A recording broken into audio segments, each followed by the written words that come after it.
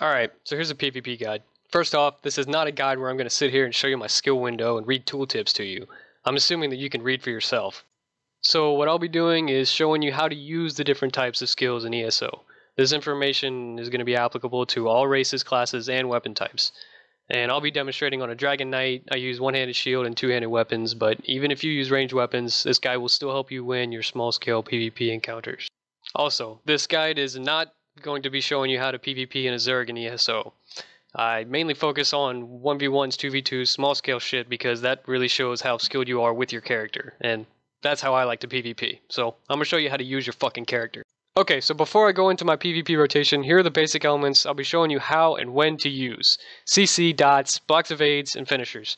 I put animation canceling here down at the bottom, but that's going to be in a separate video if you're interested in it. It's a video just for animation canceling. You can look in the description for the link, or you can also go to my channel. I strongly recommend learning how to do animation canceling in ESO. CC. Alright, your CCs in ESO are your pulls, your stuns, fears, knockdowns, snares, anything that either immobilizes your opponent or makes them completely unable to attack you. There are two important things to know about CC in PvP.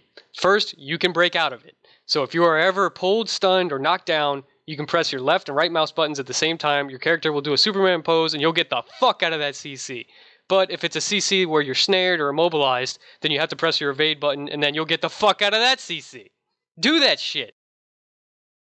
The second important thing to note about CC and PvP is the immunity timer. So after you're pulled, stunned, or knocked down, when you get out of that CC, either if you wait for it to end or if you break out of it, you will be immune to pulls, stuns, or knockdowns for 5 seconds. You can tell if you have this immunity or if your opponent has this immunity by looking at your feet or their feet, and you'll see a kind of a swirling wind animation.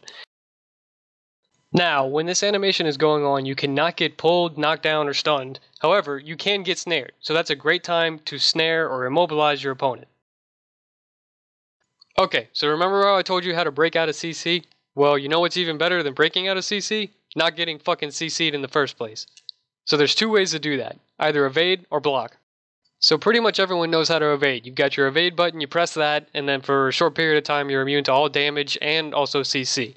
So I see people evading all the time. However, the only people I ever see blocking are people with sword and shield.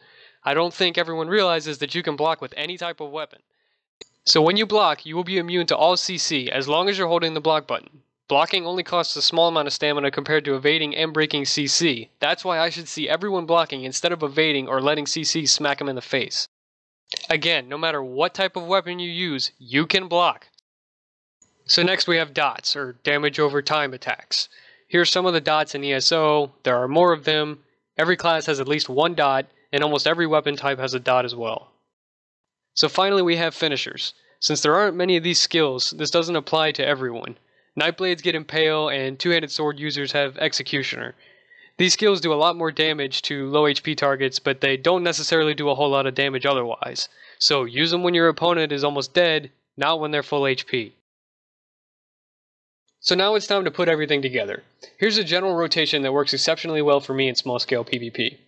First, you want to CC your opponent, then use all your dots on them. Then focus on using your DPS attacks, or your attacks that do a lot of damage, and then you lay them to rest with your finisher. At this point, you're probably thinking, well, that's not very complicated, and the truth is, it isn't. And for those of you who don't have dots or finishers, it's even simpler. CC, DPS. I do recommend putting at least one dot in your arsenal, though. So while the general rotation isn't very complicated, there's a couple things you need to keep in mind as you're performing this rotation. For fights that last longer than a few seconds, make sure you re-CC your opponent after their immunity timer ends. So be watching for that. Also, reapply your dots if their timer runs out.